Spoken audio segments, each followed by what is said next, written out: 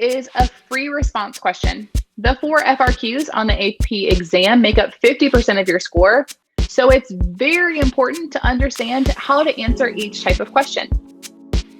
I want y'all to think of the AP exam like a game and the rubric as the game rules. Follow all the rules and you'll get a perfect score.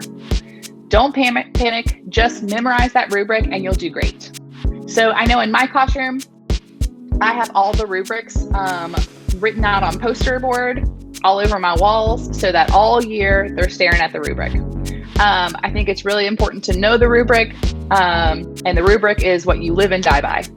Because you could have really great things to say, you could know the class really well, have all the content down, but not follow the rubric and you won't get any points. So very important to follow that rubric. These are our 4 types.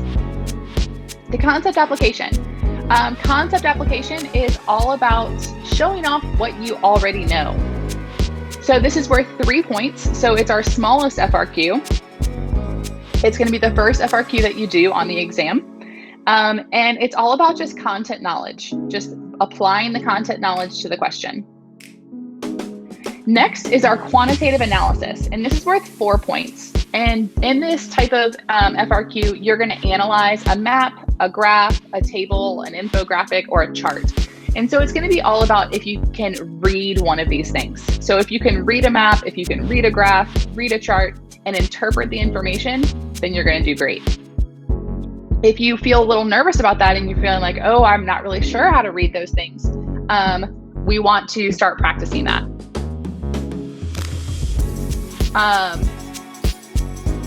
And then our SCOTUS comparison is worth 4 points. Use your knowledge of the required SCOTUS cases. So you're going to need to be able to answer the question appropriately, and then you're going to have to go back and think about all those required SCOTUS cases that you memorized and apply that to what you're doing. And we're going to talk about that more, so don't worry. And then lastly is our argumentative essay, and that's worth 6 points. And it is a long essay using information from the required documents. And so this is taking information from all those required documents that you've memorized and applying that to a certain scenario, and that's worth 6 points. And yes, we had a question in the chat about, do you need to know the rubrics going into the test? And yes, you do. Amrita is totally right. You need to know that going into it. Go into it with the rubrics memorized. So it's definitely worth the time to stop, learn the rubrics, know exactly how to apply them before the test. All right, this is copy and pasted straight from the CED. And so the CED is your course and exam description that's put out by the AP College Board. And so they put out this big, long document that covers everything about the test, everything about the class, all the key concepts. And so this is what your teachers are using to teach the class. It's like basically a how to teach a class thing. So we are actually going to use a lot of things straight from the CED because it is straight from the College Board. So, I mean, why not go right to the horse's mouth and get what they need or get what you need to know? So first up is compare.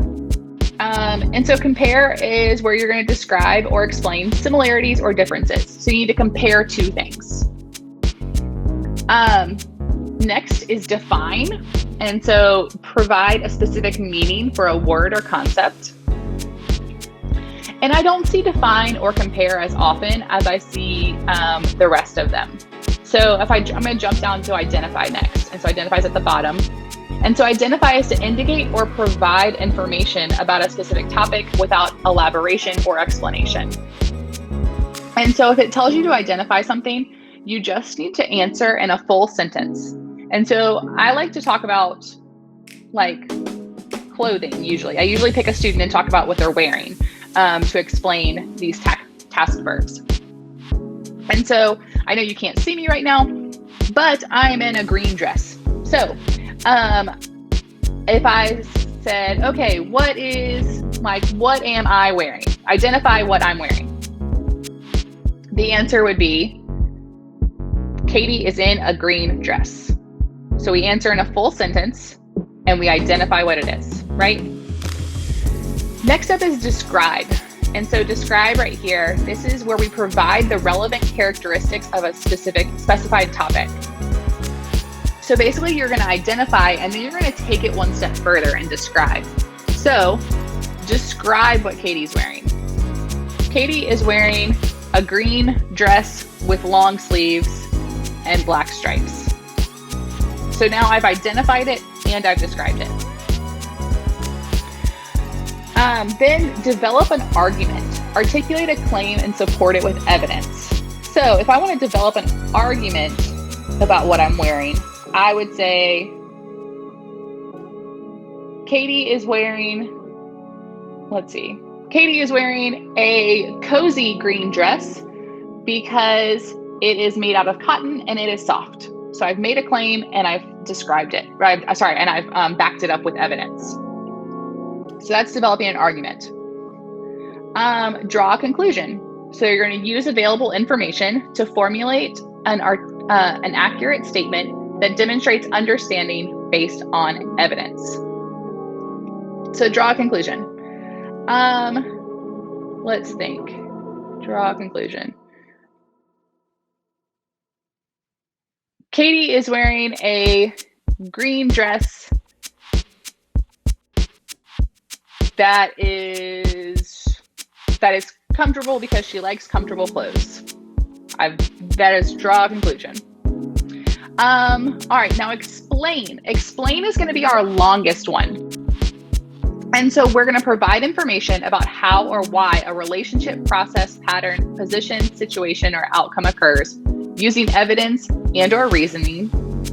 And so we're going to explain how and we're going to explain why. And so explain how typically requires analyzing the relationship, process, pattern, position, situation, or outcome, whereas explaining why typically requires analysis of motivations or reasons for the relationship, process, pattern, position, situation, or outcome. So how or why.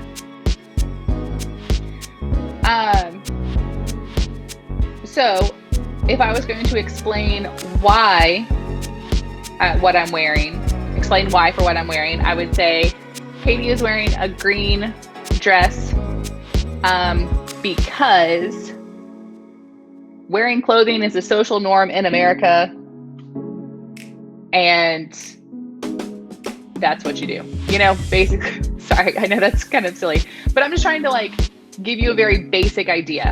And so explaining, you're going to go deeper. You're going to kind of really go past what you would do for identify. So I like to think what I see the most is identify, describe, and explain are the three ones that I see the most often.